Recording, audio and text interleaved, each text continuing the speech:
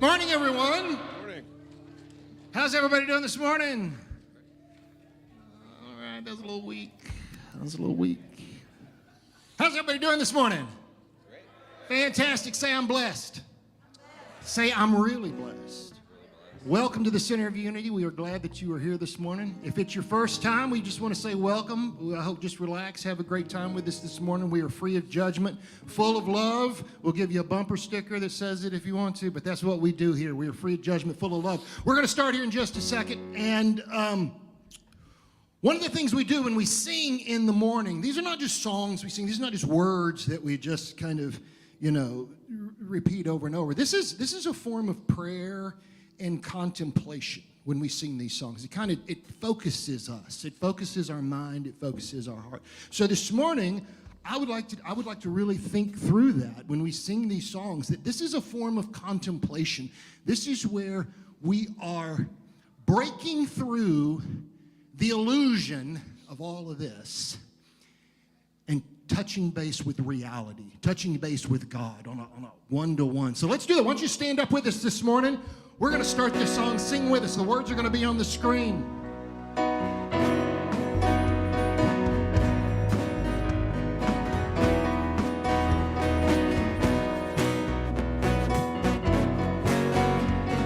we go.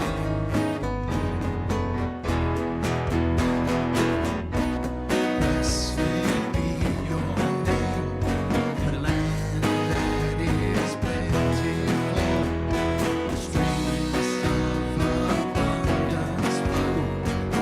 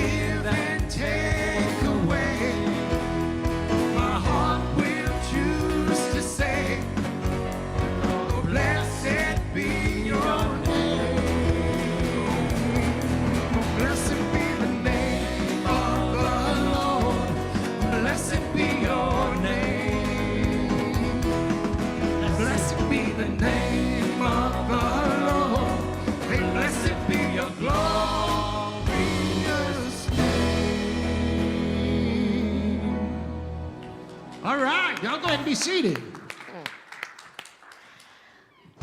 Well, good morning, everyone.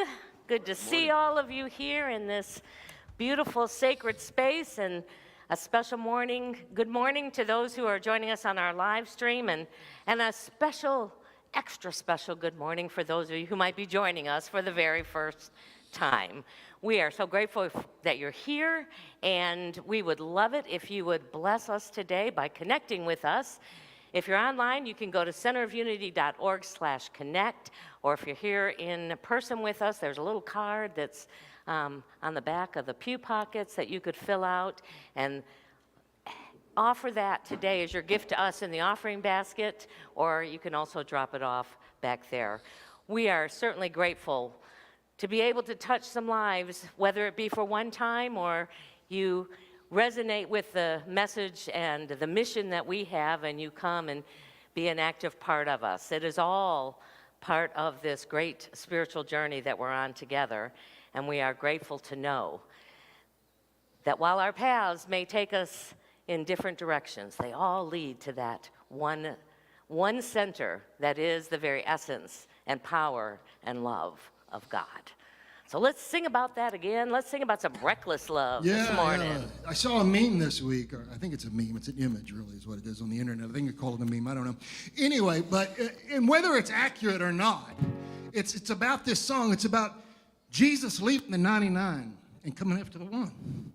And in this image, you see this little sheep, little bitty tiny sheep, and he's down here and he's all muddy and he's wet and he's doing a shaking thing.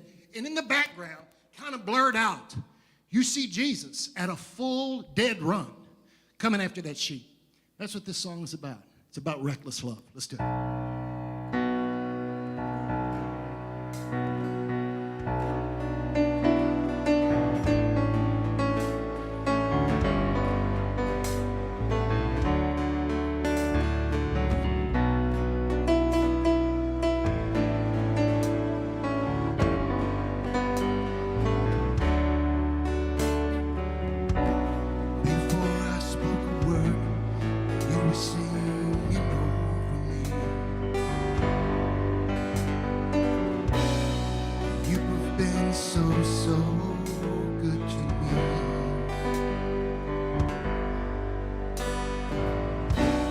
Before I took a breath, you breathed your life in me.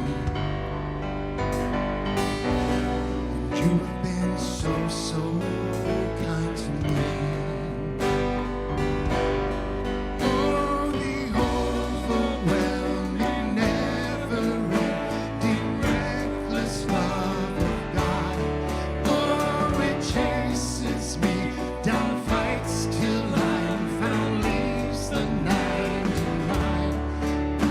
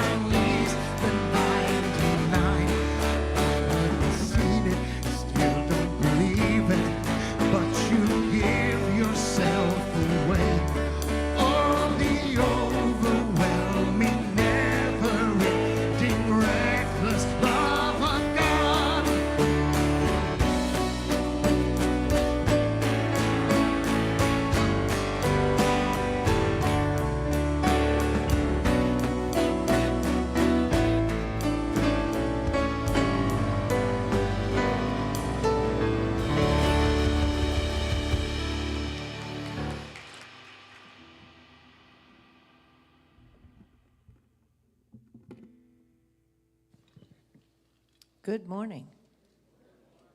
I'm Norma, and this is Grant, and we're two of your care team, and we'll be available after service to pray with you in the prayer room for a few minutes. Hello.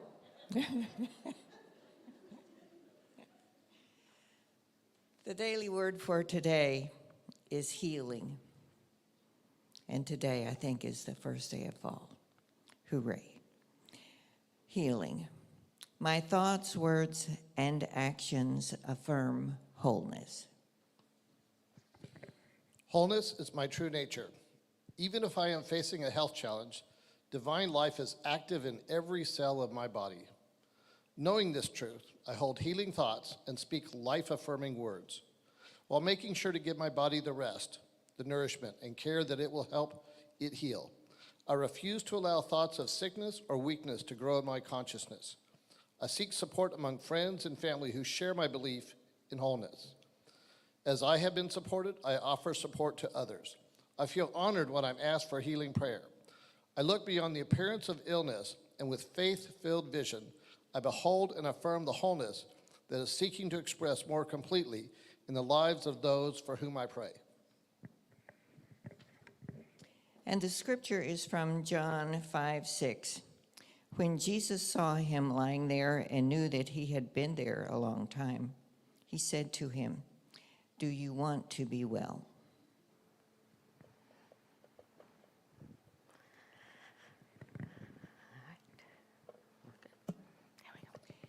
And as we come to this time of healing,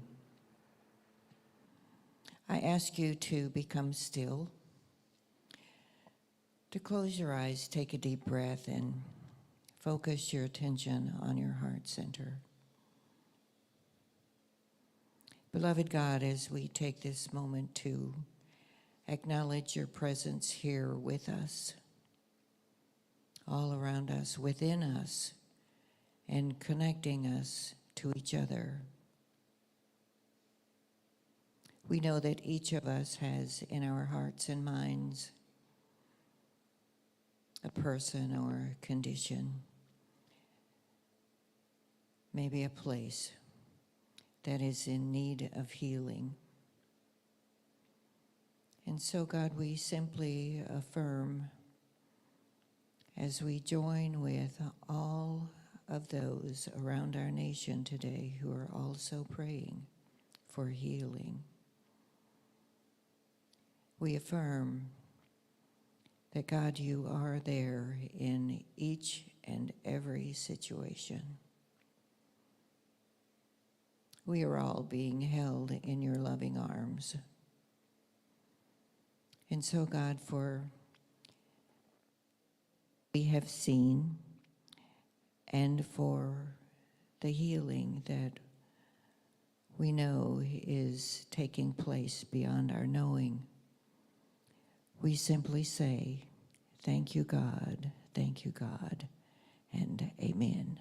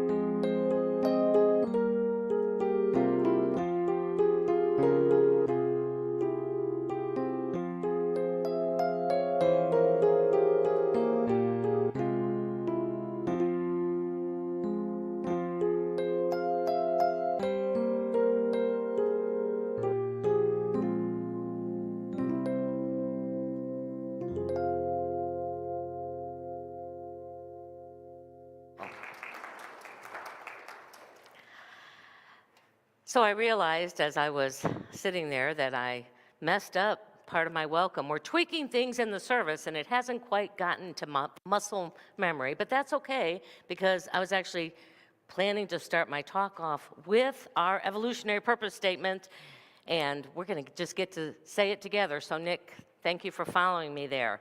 Transforming lives and inspiring people to make a positive difference in the world. Say that with me one time. Transforming lives and inspiring people to make a positive difference in the world. Just by a quick show of hands, how many people does that resonate with? And if it doesn't yet, it's okay. Sometimes some people, they just need it to grow on them for a little while. So we're going to work with it and see what unfolds. You know, when I first interviewed for the COU minister position in 2019, the buzzword, the desire, was to shift from a minister-centric ministry to one that was mission or purpose-driven. How many remember that? How many said, yeah, that sounds really good. I think we should do that. The challenge is, while it sounds really good, nobody is quite certain about how exactly do you make that happen. What new structures, what new policies, what new practices need to be present in order to support a community that is empowered to make decisions and set the direction and navigate through the challenges of ministry? I've been really passionate about this shift. I never wanted to be the pastor who had a flock who I had to manage. I didn't see my role that way. I have a father who's a minister. I watched all that. I wanted to do something different, and so I've spent the last several decades exploring ideas and going to trainings, including this year that I've just spent in the integral ministry model, to see how it is that we can do this. How can we model this? How can we engage people in this kind of community?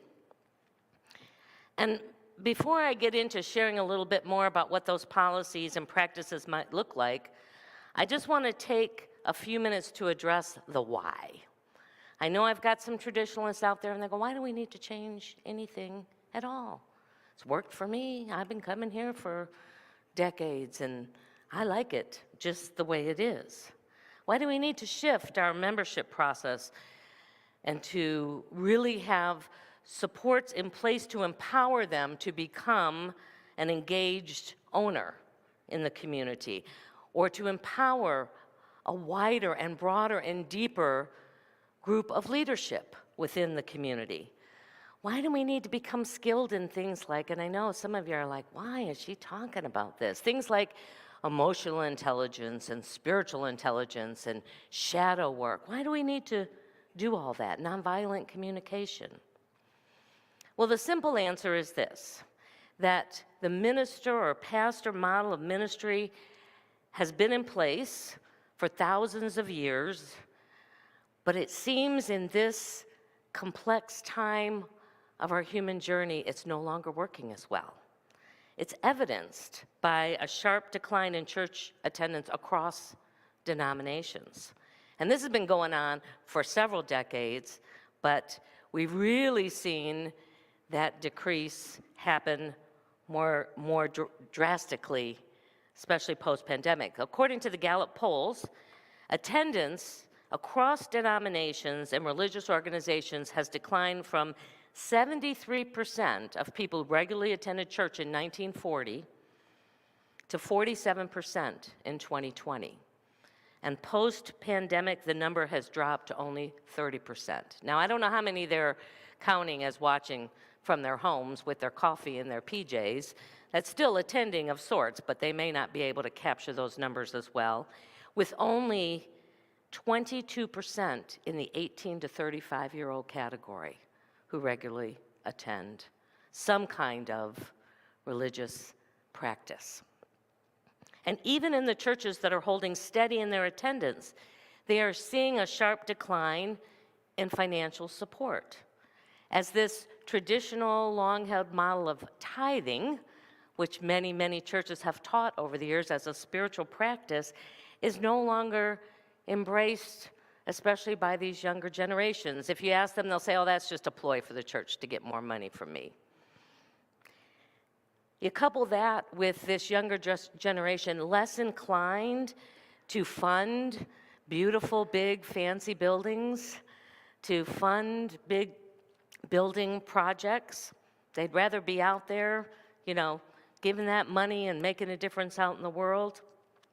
And, excuse me, the reality is that there's a greater and greater need than there ever has been, and people are faced with a lot of decisions about how they're willing and where they're willing to share of their resources that they have. I just want to show you this just to give you an understanding of how this has showed up in Center of Unity. So 7 years ago, Nick, you can put that slide up, we had an operating budget of $524,000 some dollars with about 130 people attending and giving regularly. Compared to this year's budget of $232,000 and a little change, with 102 regular givers. So we've held steadier with our attendance post-pandemic, but our giving is almost less than half of what it used to be. And I will say that I don't think the quality of the service and the services that we offer has changed at all. We just have a lot of people willing to do this because they love it, because they're called to do it, and not necessarily because we pay them well to do it, because that was always the biggest part of our budget. So we have a lot of people who volunteer and share their gifts and talents without getting paid for it. One of the biggest challenges in shifting from minister to mission-centric is the complexity that gets introduced when you have many diverse owners involved in setting the direction and making the decisions for the community. Think about that. In this traditional, more top-down model, whether it's in a church or in a business, the minister directs the community and kind of enlivens people to follow and put their efforts in, and people either do that, they follow or they leave. At best, the model works because the minister has a deep commitment and passion, and perhaps a little more training in how to show up as their higher self. This new model asks for that same commitment and requires those same skills to show up. Every individual that's a part of an owner in that community to show up as their higher self. The whole membership now is called to do that. And, just as importantly, the ability to work through the challenges because they will show up. There are days when we're going to show up imperfectly. There are days when circumstances are going to happen that are going to put stress and strain within the community, and we're going to have to figure out how we show up for those. The early Christian communities, they had this same vision and desire. Coming out of that time of being in the presence of Jesus, he never taught, like, we need to form a new kind of church. He just was gathering people together, and as these early Christians modeled this, they had that same desire to have this kind of community where everyone had an equal voice. Everyone was invited to contribute according to their own gifts that they could bring into the community. We're told in Romans 12, and I'm reading from the Voice version of the Bible, because of the grace allotted to me, I can respectfully tell you not to think of yourselves as being more important than you are. Humility is one of those key components you got to show up with. Devote your mind to sound judgment, since God has assigned to each of us a measure of faith. For in the same way that one body has so many different parts, each with different functions, we too, the many, are different parts that form one body in the Anointed One. Each one of us has joined with one another, and we became together what we could not be alone. And since our gifts vary depending upon the grace poured into each of us, it's important that we exercise the gifts that we have been given. If prophecy is your gift, then speak as a prophet according to your portion of faith. If service is your gift, then serve well. If teaching is your gift, then teach well. If you have been given a voice of encouragement, then use it often. If giving is your gift, then be generous. If leading, then be eager to get started. If sharing God's mercy, then be cheerful while you're sharing it. Paul believed that everyone was a part of the body of Christ.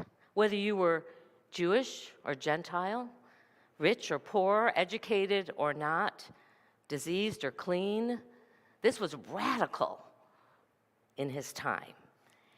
And he also understood that oneness is not the same, or does not mean sameness. He understood that we each were different facets of this beautiful body of love. And sometimes, at least in my experience, we think oneness means that we should all think and feel and believe and show up in the same way. Paul had this clear vision to create communities. He went around planting them, bound by the desire and the devotion to fulfill Jesus' primary commandment, which was to love one another. He sees this community as groups of people that can come together and support each other and love each other, and to bring even more into this community of opportunity. And yet, he ends up spending most of his ministry playing parent, counselor, arbitrator. In fact, the vast majority of the New Testament books are the letters that he wrote trying to address these newly forming communities in the issues, the complexity of issues that were arising by bringing these people of different cultures and customs and religious views and values into one community. Without the understanding and the skills to navigate what I'm going to call the ego and develop this higher self, what we would call our Christed self, a parent, a leader, someone naturally arises because someone has to manage the trauma and the drama that's happening in the coming together of all these different people if they can't do it themselves. In many ways, the integral ministry model seeks to demonstrate Paul's vision of a spiritual community where we discover how to love one another as we want to be loved by others, which is always unconditionally. That's our deepest desire, that somebody will take us, warts and all, failures and all, mistakes and all, and still love us. And that doesn't happen, at least by default, when our egos are running the community. So that's the long why around teaching and practicing skills like emotional intelligence and spiritual intelligence, doing shadow work, so that when we recognize that the ego has now stepped into the driver's seat and is going on down the road, we have a way to take responsibility for it and to ultimately to heal it. They expand our ability to put the higher self into the driver's seat. They transform us by renewing our minds and our hearts. So I invite you, as we move into this time of inward reflection, call it a meditative time where we let go of all the outer stuff happening and just check in with our own minds and hearts. Just to set aside anything that you might be holding on to physically. Even by taking a couple of deep breaths, let go of anything that we might have been focused on in our minds. And let that breath just bring us into this present moment, for that is where God is. That is where possibilities lie, in this very moment. And as we contemplate our own role in stepping into our higher selves, I just invite you to allow these words to resonate not only in that intellectual mind, but in the mind of the heart and in the mind of the soul. This is a poem by Sarah Armind about the higher self. So just let my words become yours as they just resonate in and through your being. The silent observer is the wisest part of your being. It's always watching, witnessing, steering us towards our true meaning. Sometimes we feel desperate when trying to find our life's meaning or purpose.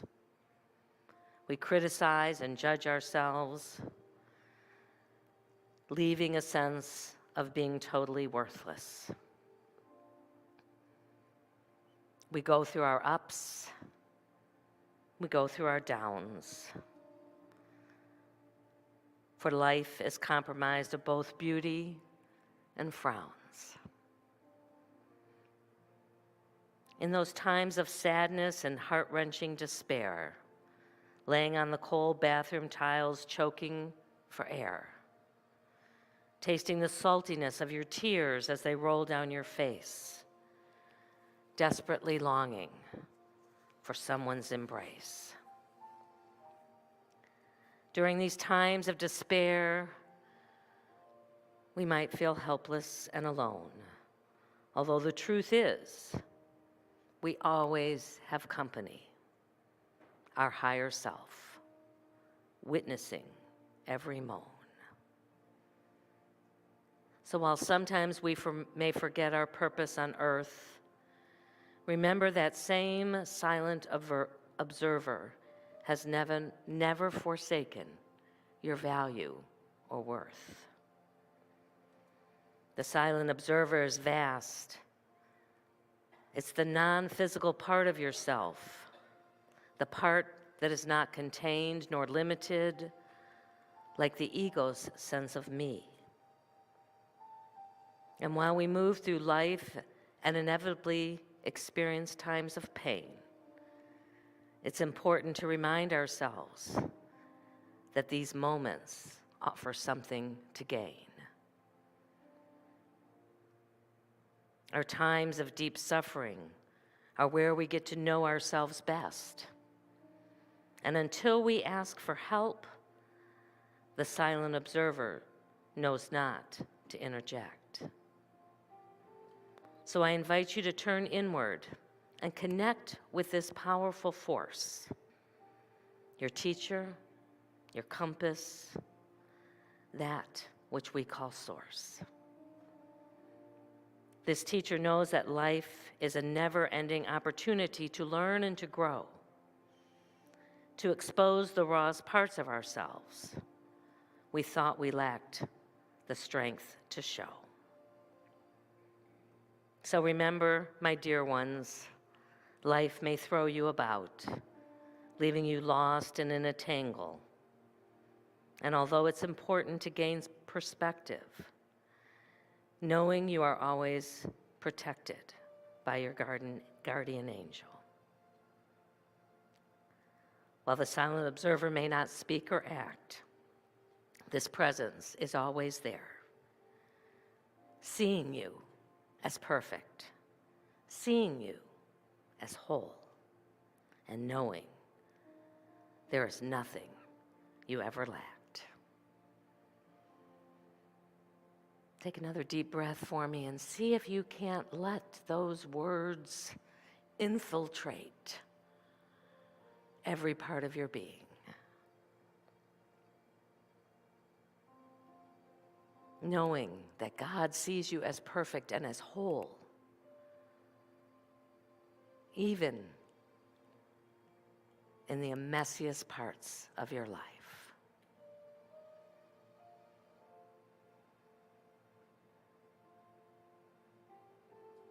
May it transform your mind and your heart and lift up your soul.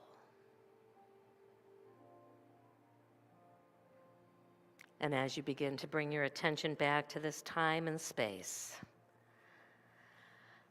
aware of the body and the chair that's supporting you, whenever you're ready, you can open your eyes.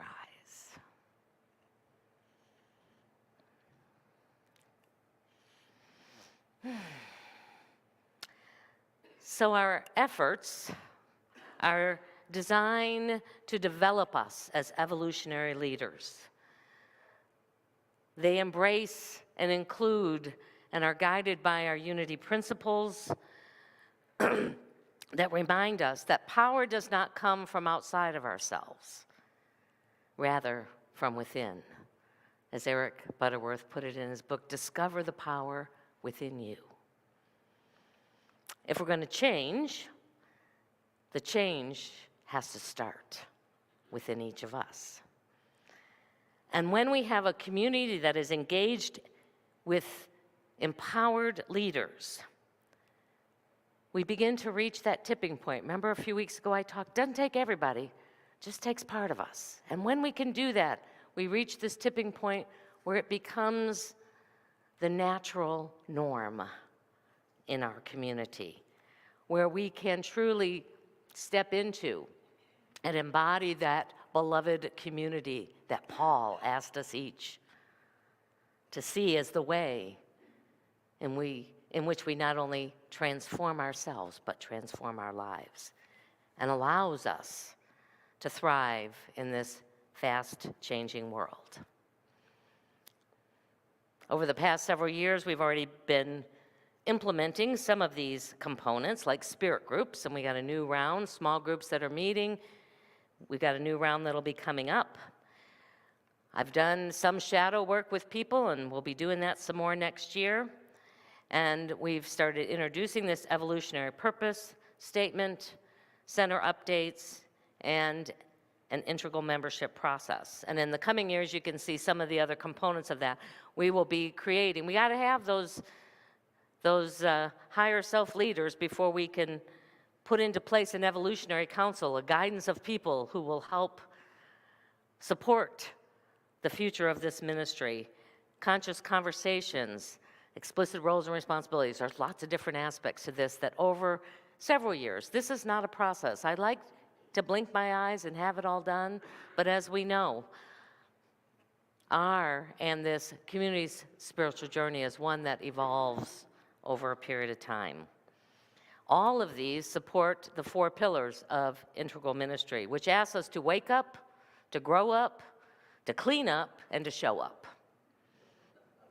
And when we do, we realize that that same power that Jesus embodied and demonstrates lives in us, and all things become possible. I'm going to just share real quick before we start this song. Sorry, I'm already getting emotional. Something happened yesterday, and I wanted to share it with you. I always get emotional. I don't mean to. It's just my mama did it to me. I don't know. But anyway, something happened yesterday. I received a call late in the afternoon, and my dad, 70-something years old, had fallen off of a ladder, and he was in pretty bad shape. And long story short, he went into full seizure, bleeding on the brain. He was airlifted to a hospital up in New York, and it didn't look very good. Didn't look very good at all. I was actually making plans last night to not be here this morning and to be to New York to see my dad. And something changed in the night. Something happened in the night. He started getting better. This morning, he is alert. He has full use of his extremities. He knows exactly who everybody is. He's able to communicate, not verbally. He's still intubated because if they have to do something quick, he's still intubated. But something changed in the night. And could he have gotten lucky? Maybe. Maybe. But I tend to think what happened is we started praying. We started praying. And we started calling people. We called Mary, and we called family, and we called friends. We started praying. And something in the night, God broke into the natural world and made a difference in his life last night. And that's what this song is about. Let's sing it. I'm going to try to sing without crying. Not promising anything.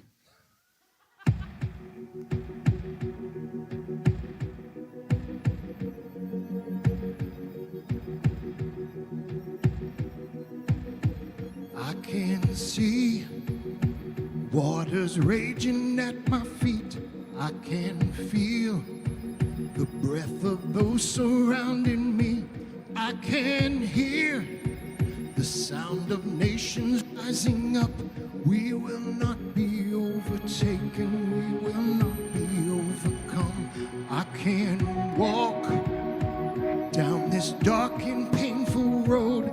I can face every fear of the unknown. I can hear all God's children singing out.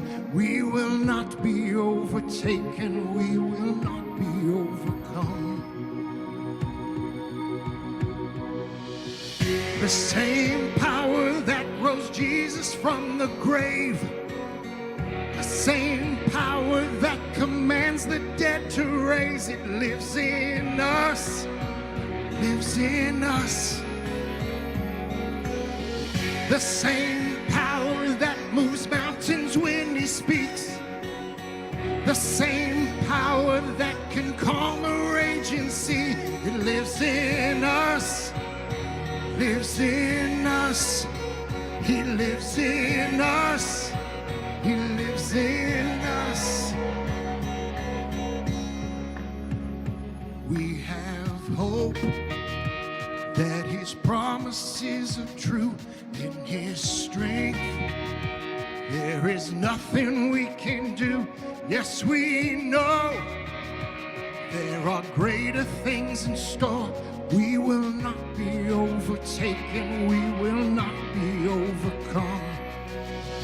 The same power that rose Jesus from the grave, the same power that commands the dead to raise, it lives in us, lives in us. The same power that moves mountains when we speak, the same power that commands the raging sea, lives in us, lives in us. He lives in us, lives in us. Greater is he that is living in me. He's conquered our enemy. No power of darkness, no weapons prevail. We stand here in victory. 'Cause greater is he that is living in me. He's conquered our enemy. There's no power of darkness, no weapon can prevail. We stand here in victory, oh, in victory.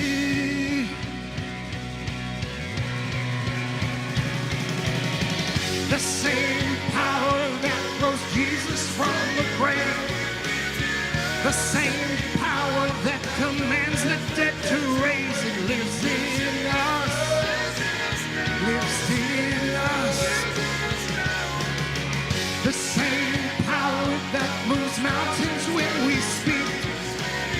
The same power that can calm a raging sea. It lives in us. Lives in us. It lives in us. It lives in us.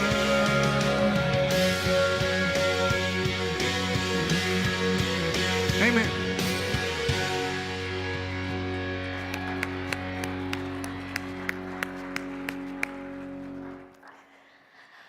Ooh, yeah, I love that song. Well, it is our opportunity now to share of our financial good with this ministry. In just a few minutes, the usher is going to invite you to come up row by row. We want to be active in even the way we give. We want to be in that flow of giving and receiving. So as you come up, there's a large basket where you can place your gift, and then we invite you in the smaller baskets to receive an affirmation to bless you this week.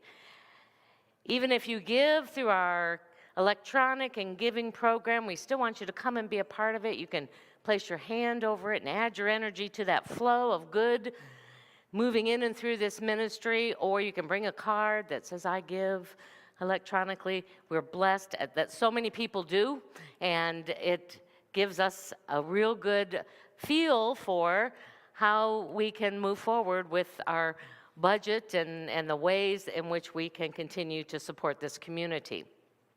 I just want to make one other quick plug. If you already give and maybe you want to see about giving a little bit more, here's some ways you could do that. We've got a birthday banquet coming up. And so there's lots of opportunities to go out and solicit some silent auction gifts or live auction gifts for us. We've got a few starting to come in, but we could certainly use some more. People seem to love experiences, so if you know somebody who, runs a restaurant or, works at a hotel that might be able to get some gifts that we could auction off here, or we would also invite you to give some of your time and volunteer. You can go out on the website and see the spaces that we need. It's going to be a great night. We're going to be doing Through the Decades. We'd love if you share some music with us that you'd like to hear that night. It's going to be a lot of open time and dancing going on. So if there's songs that resonate with you from whatever decade they might be, from the 20s all the way up to today, we will have a gamut of music for you, but we'd love to hear what you'd like to hear. We're going to be creating a Spotify list for that. So there's lots of ways in which you can be involved, and certainly tickets are on sale now, so we'd love to have you come and be a part of that event coming up October the 19th. We're going to blink, and it's going to be here. That's the way time is moving these days. So let us take what we are offering today, the energy of that, into our hands, into our hearts, and join it together and bless it. Divine love, through me, blesses and multiplies all that I have, all that I give, and all that I receive. Thank you, Father, Mother God.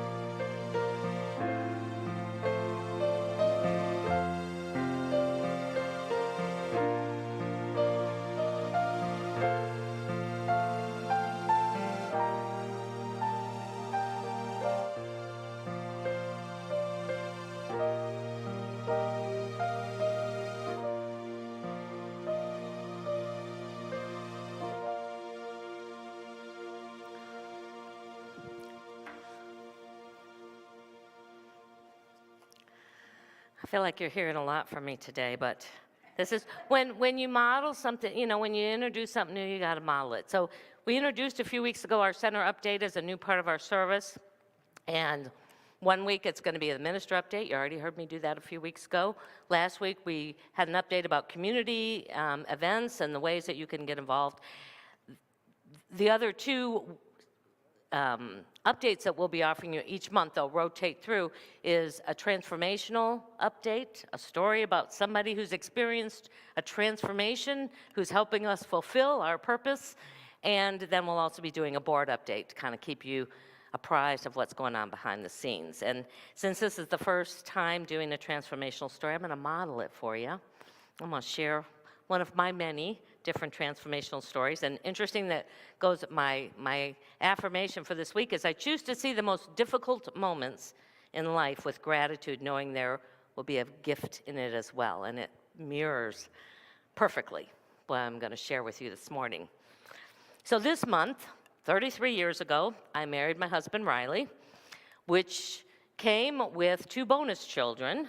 Trey was 11 at the time, and Rachel was 10. Rachel moved in with us when she was 12, but Trey stayed with his mom, and we didn't see him a whole lot during his teenage years, which often happens. He'd show up for Christmas and birthdays. Whenever there was something in it for him to come on over, he would be there until he turned 18. And we got a call from his mother one day and said, he's in jail and he's all yours. I am done. What we didn't really know at the time, but we discovered pretty quickly, is that addiction had taken over his life. And for the next decade, we lived with his addiction-driven actions. I have to tell myself it's not him. These are the addiction that drives him. Stealing, lying, many other destructive behaviors, which I'm not going to get into at all. And there were many stints during that period of time in rehab, occasionally in jail. And as often happens, his father worked 2 or 3 times as hard as he ever did in trying to support him to overcome his addictions. It tore our marriage apart to the point where we did split for 2.5 years. And when we did reconcile, one of the agreements was that he could no longer live with us. I had reached my point where I couldn't live like that anymore. Part of this way into the journey, I found unity. I found a very deep spiritual life, and I worked a lot with forgiveness, a lot, over and over again. And most of the time, I will admit to you that I failed in my attempt to behold the Christ in him. I intellectually knew it was there, but I had a hard time being able to see him and love him the way he was in that moment. In 2014, he met a woman in another round of rehab, and very quickly she became pregnant, and we had high hopes. He was 36 at this point, that for both of them, this child would be the catalyst to finally support them in staying clean. We had our best visit with him in October of 2014. Yeah, my daughter's, so you get to hear all. My youngest daughter is in the back there, so I know. I should have warned you. I apologize. But in 2014, our youngest daughter, Jessica, and her husband, Eric, got married here in this church. We flew from Virginia, and we had probably one of the best visits that we've had with him. 4 or 5 days, we were very hopeful when we flew back to Virginia. And 2 weeks later, he died of a fentanyl-laced heroin overdose. His son was born a few weeks after that. He was born heroin addicted and placed in the custody of his uncle, which we're very grateful for because we've been able to continue that relationship. His birth mother overdosed a few years later. As you can imagine, it was devastating to our entire family. And I found myself overflowing, and I'm a minister, with anger. mainly anger at the pain that he had caused, especially his father, who had turned himself inside out to try and avoid this very thing from happening. So in 2015, I met with a trusted person who had the ability to speak with souls who are on the other side. I had sought this person out when the year before my dad had died. So for the first time, I was having this really longing to want to know that he was alive and well. And as I prepared for that session, I expected that Trey would show up with a clear understanding of his life journey and the impact it has, and would seek forgiveness for all the destruction that he had caused in so many lives, or at least his actions had caused. And instead, as he came through, he started by saying that our souls were deeply intertwined. And let me say, I never really felt particularly close to this soul. I could never quite get to that soul in my time with him. He goes on to say that we had supported each other through many life adventures, and that his purpose in this time that we had together, our agreement had been that he would come so that I could learn how to unconditionally love. My heart sank. Boy, I had screwed that up. I had not done a very good job in fulfilling my purpose with him. And I found me asking forgiveness of him. I'm not sure if I would have been able to navigate through this life-altering event if not for these Unity teachings, if not for my awareness of this divine love that lives in each of us, and for the loving and prayer support of my spiritual communities. It forever changed my perspective. It forever changed my heart about the purpose of this human journey. And I will forever be grateful for the spiritual growth born from this difficult journey, and for the ways that it continues to evolve through my time here at Center of Unity. And now we're going to make a big shift to announcements. I apologize for that, but we're going to find out how we can get involved. Thank you. Here's what's coming up at Center of Unity. Consider joining the choir. They rehearse each Sunday at 8:30 a.m. in the choir room. Everyone is welcome and no tryout is required. For more info, contact Ganera Burgess. Come join Reverend Linda to learn more about Center of Unity and how to deepen your spiritual journey with our beloved community by saying yes to joining us as a community member. Spirit groups are forming and we want you to be a part of it. We have groups that meet in person and online. There are 5 spirit groups to choose from, so visit the COU website or app to sign up, or sign up at the Info Center. It's time for our 42nd annual birthday banquet, so save the date and join us on Saturday, October 19th. We'll kick off the evening with cocktail hour at 5:30, and the night will be filled with prizes, auctions, dinner, and dancing. The theme is Through the Decades, and will feature music from the 1920s through the 2000s. So brush off your boogie shoes and dance moves and prepare for an evening of fun. Tickets are $40 each and available at church or online. Childcare is provided. There are multiple ways you can make a donation to Center of Unity. You can drop your donation off at the church, mail it to our P.O. Box, visit our website, or use the COU or Venmo app. Your continued support is greatly appreciated. Thank you, everybody, for joining us this week. We look forward to seeing you back next week. And let's sing our kids in.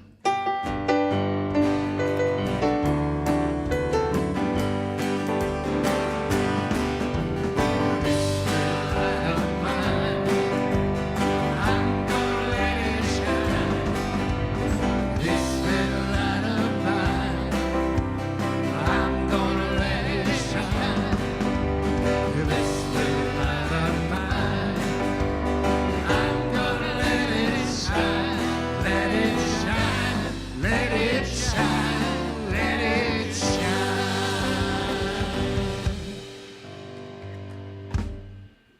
good morning, everyone. Morning. All right, so we had a busy morning. Let's see, the little guys learned about families and cooperation and, again, about words for the older kids. Well, they'll share what they learned. Today we learned about, we drawed pictures of our dark valleys, the stuff that we're scared of, and we tried walking through it with people guiding us.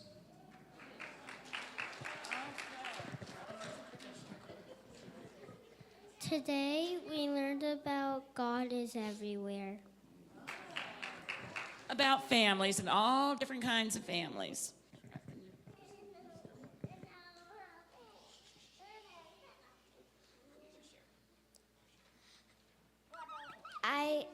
I'm sharing that we learned we were drew pictures about things we're scared of.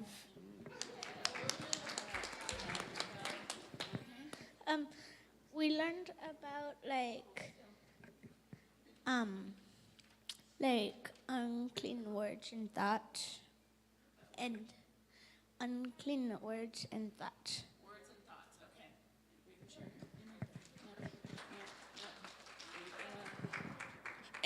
okay. And then this is, they cut out pictures of things that do not represent them and do represent them. And We couldn't find many things that properly fitted the category. But you got close. All right, and then last night we had a movie night for our older kiddos, and they watched the Lego movie, and they want to tell you something about it. Oh. What did you learn? That everybody is special. You gotta hold the mic still, son. That everybody is special. And everything is awesome. All right, and then they also, then it tied in with their lessons that they've had over the last few weeks. It's about words and rumors and that sort of thing. So it was a lot of fun. All right, so let's go ahead and stand up together. Let's join hands and do our peace song.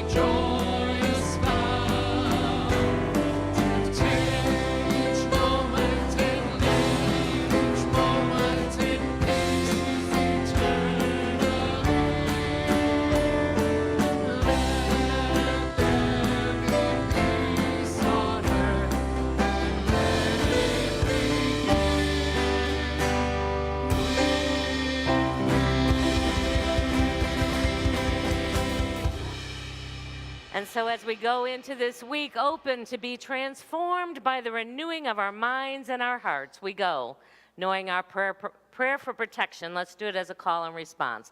The light of God surrounds us. I am the light of God. The love of God enfolds us. I am the love of God. The power of God protects us. I am the power of God. The presence of God watches over us. Together, wherever we are, God is, and all is well. All right.